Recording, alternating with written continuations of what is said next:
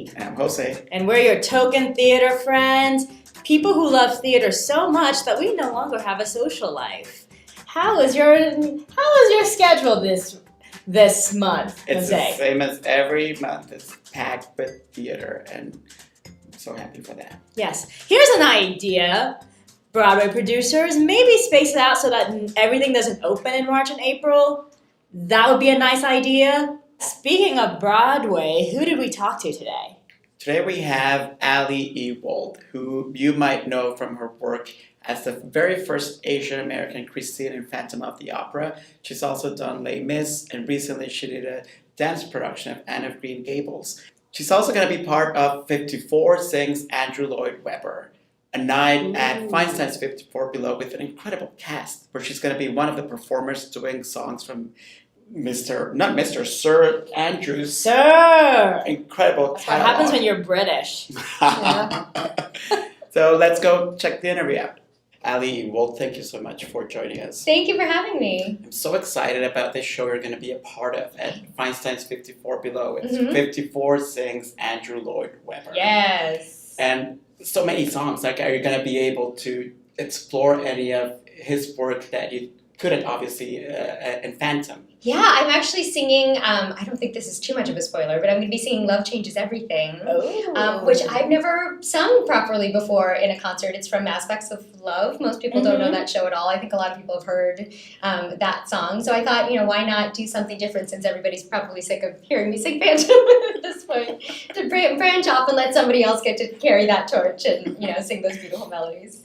Like, one of the beautiful things about Andrew Lloyd Webber's work, I think, is that, like, if you're a female actor, there's like a kind of like a road you can follow. Like, you can play Christine, then you can play Grisabella, and then at some point you're gonna be like Norma Desmond. Yes, exactly. There's a great progression that's possible. One of our when I was doing Phantom on Broadway, our current Madame Giry, who I got to work with as well, Marie Johnson, was one of the first Christines in Australia. And then she had kids. She took her career in different directions, and then she got to come back to the show as a completely different part, in a more mature and wiser role, which I think she really appreciated, especially having the experience of getting to be Christine and see the show from a different angle.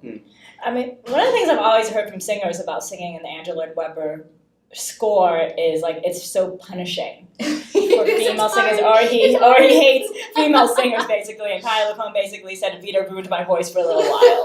It's a challenge. It's a challenge and a half. I mean, Christine actually surprised me in how low it was. I didn't realize, obviously, everyone knows she's a soprano and she has all these high notes and whatnot, but the span of her vocal part is actually really demanding. And actually, I feel like I expanded my lower register, which was kind of exciting. It was a good challenge that way. I was very fortunate that I only had to do it 6 times a week. That was a lovely gift that Sarah Brightman gave, both in having Phantom created in the first place, but also in having all Christines only having to do 6 of the 8 shows and having an alternate who did the other 2.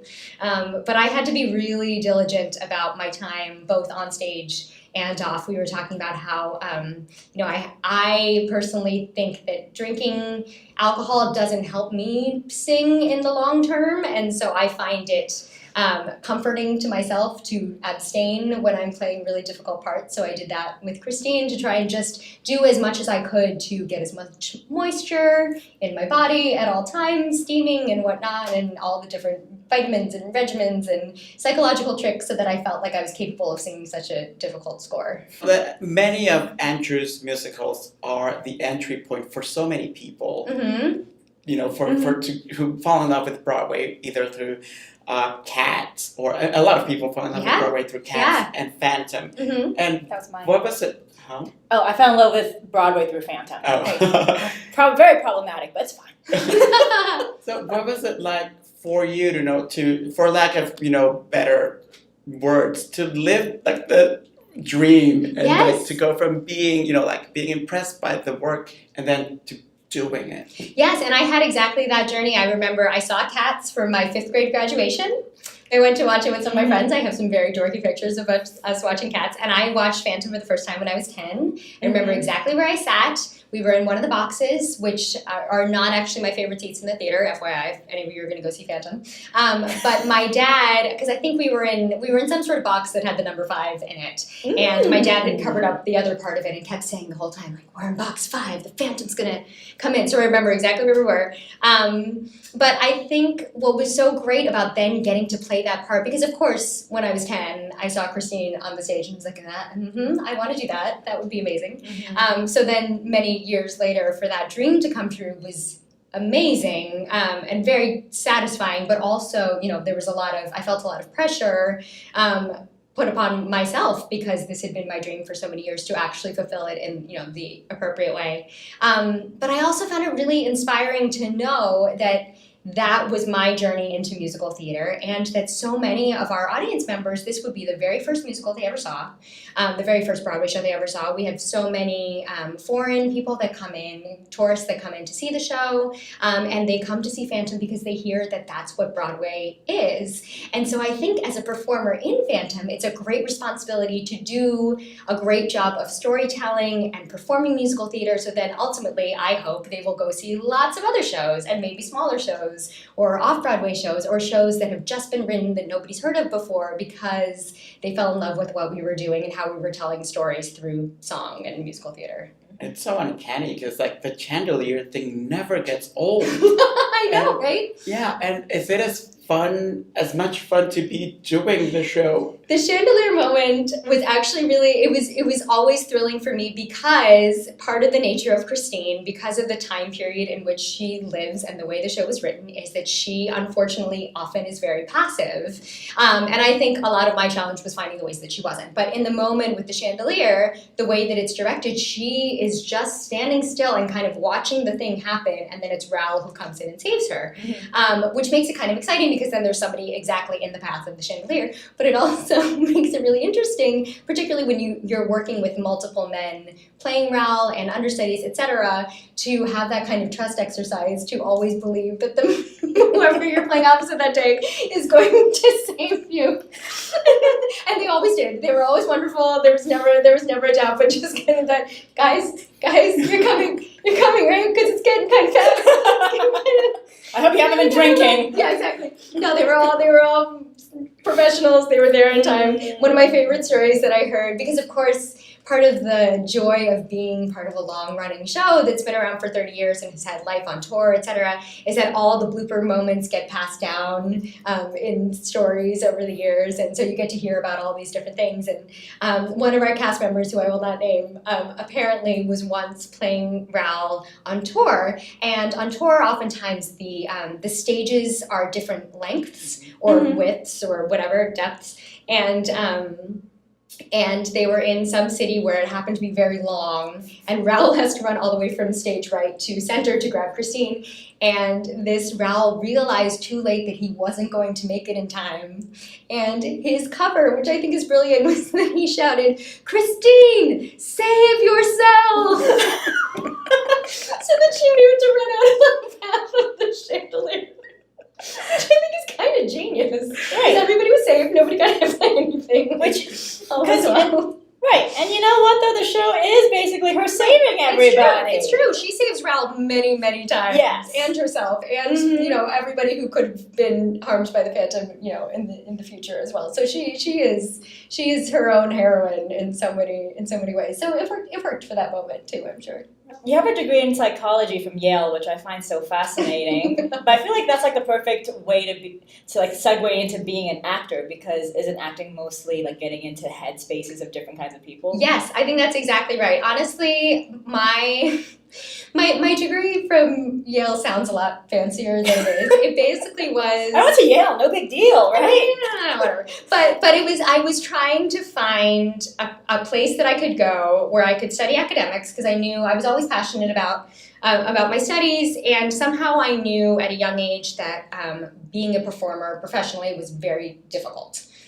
which is obvious to all of us now. But as a kid, you think, oh, it's amazing, dream world. You get to wear pretty clothes and powerful people. And so I thought it would be a good idea to have a background in something else. And so Yale, in a lot of ways, was kind of my denial phase, where I thought maybe I'll find something else that I could study that I'll be similarly passionate about, and take voice lessons all the time, and also perform in all sorts of like weird student productions that happen all the time at Yale, which was very cool. And psychology happened to be the major where I said, I'm interested in all of these classes, which again, like you were saying, I think is because the root of it was I'm curious about why people are doing the things that they're doing. And so that was the major where I could fulfill all of the coursework and still have a lot of extra time to go do my extracurricular performing of, whatever weird play or strange opera with awkward props and things that I was doing on the side. I mean, do co-stars ever come up to you and be like, hey, I have a problem? I mean, if they were to, sadly, a liberal arts degree in psychology really doesn't have a lot of application to the real world. I'm not a licensed professional in any way. But I do find, my coworkers to be very interesting. I mean, and people in general too, and trying to understand, I think what's great about being an actor is that you learn to have empathy for all sorts of different kinds of people, both real life people and characters, and I think psychology is a great segue into that, into understanding all the factors why people behave the way they do. As an actor, you're asked mostly to communicate and express yourself through song and music. However, I thought your work in Anne of Green Gables, which is a dance piece, was exquisite. Thank you. And I'm really curious, what did you learn about yourself as an artist by getting to exercise different muscles? Oh, thank you literal so much. muscles. Literal muscles. It was, Anne was one of those pieces that was so exciting and so intimidating, because I'm so used to being able to lean on my tricks of, now I can sing a high note, and I know everybody loves those. But without having any of that to rely upon, or even the usual characters that I would play, nobody in Anne was actually appropriate for me type-wise. It was between an 11-year-old girl and like 50 and 60-year-old men and women and character folks and like kind of gross evil people, and so none of them let me kind of lean back and use the usual bag of tricks that I have, and so even just the audacity I felt of thinking that people would want to sit there and listen to me speak for 75 minutes took a lot of kind of psyching myself into it on my end, and courage to just do it and trust that I do actually have the skills to tell stories that way without having to rely upon the things that I'm used to relying upon, and what really was difficult about Anne for me too was the concentration of it, because normally if I'm doing Phantom of the Opera, I have people to look at, and I say something, they say something, I say something, they say something, and I get to play off of whatever emotions they're giving me, the words they're giving me. And with Anne of Green Gables, because I was the only one speaking the entire time, I had these beautiful dancers with me, but I didn't get to, they couldn't prompt me if I lost my mind, or they wouldn't even say anything to me. They were just there to sort of help me express emotion.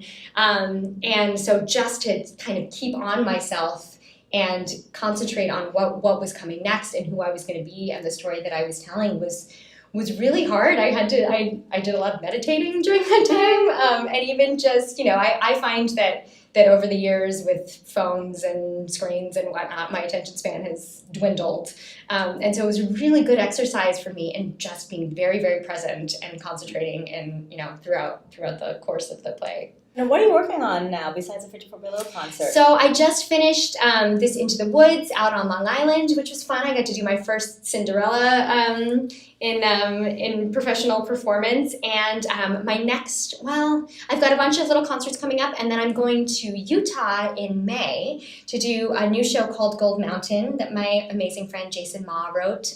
We did a stage reading of it here in 2017, I think, but it's about the Chinese workers who came in to build the Central Pacific Railroad. Yes, yeah.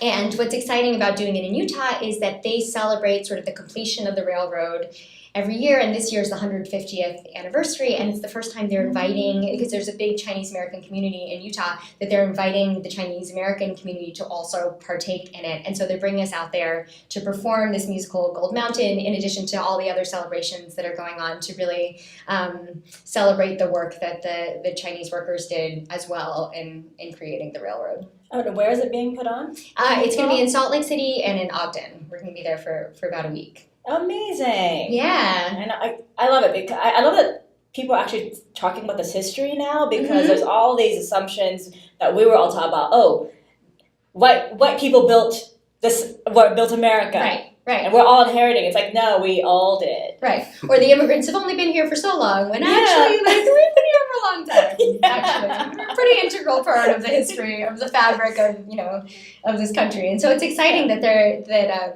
that those lives that were lost are being honored in this way. And it was not an easy thing to build that railroad. No. Or to build many of the things. Or leave your family. Yeah. Yeah, because exactly. they couldn't have wives, I don't think.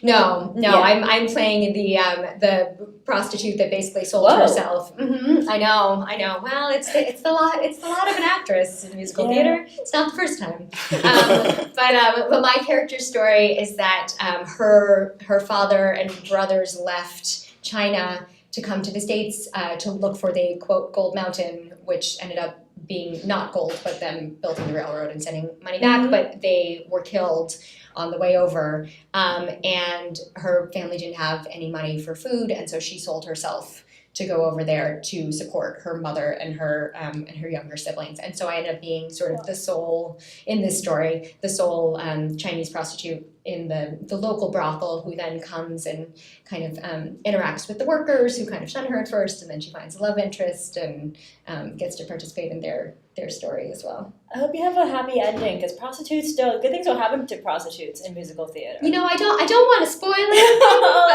but it's a tough life. I don't think a lot of the people that worked on that railroad had really happy endings. Right. Also, there's pretty women, so at least one sex worker gets a Right, exactly. One sex worker gets a ring. Yes, exactly. Would you like to invite our viewers to come see you everywhere you want to invite them to Feinstein's? Yes, please. We're going to be singing Andrew Lloyd Webber at Feinstein's 54 Below on March 25th. 2 performances. I believe it's 7 and 9:30, 7:30 and 9. Look it up. It's on the 54 Below website. If you happen to be in Utah, come check out Gold Mountain. And you can follow me at on Instagram at Ali Ewoldt, ALIEWOLDT, also on Twitter and on my webpage. And I'll put all the random stuff that I'm doing coming up there. Yeah. Thank you so much Thank for joining you for us. having me, really. Thank you so much. It's a pleasure. So, Jose, speaking of Andrew Lloyd Webber, which show is your favorite Andrew Lloyd Webber show? Of his? Oh god. I don't always think he gets a bad rap, but he's pretty incredible. Yes, he's going places. Yes. I'm one of the weird people out there who actually loves cats. What about you? My favorite is Phantom. Back in high school, my friends and I would gather after school in one of the classrooms for French club, and we would watch Phantom of the Opera, because it was even though it was written by a British dude, it was set in France, so that counts. Well, anyway, that is our episode. Thank you for watching. And if you want more Token Theater friends, we also have a podcast where we talk about shows we've seen. This week, we'll be talking about Daddy by Jeremy O. Harris, featuring a naked Alan Cumming. Did our heart belong to Daddy? We'll find out! If you have any thoughts on people we should interview or things we should talk about, be sure to leave a comment. Subscribe to us on the YouTube and different podcast apps. There's so many of them. We're not on Spotify. We should really work on that. Okay. I don't know. But thank you all for watching. And remember, theater is more fun when you take a friend. Especially if you don't have a social life. Bye. And then chandelier falls on us.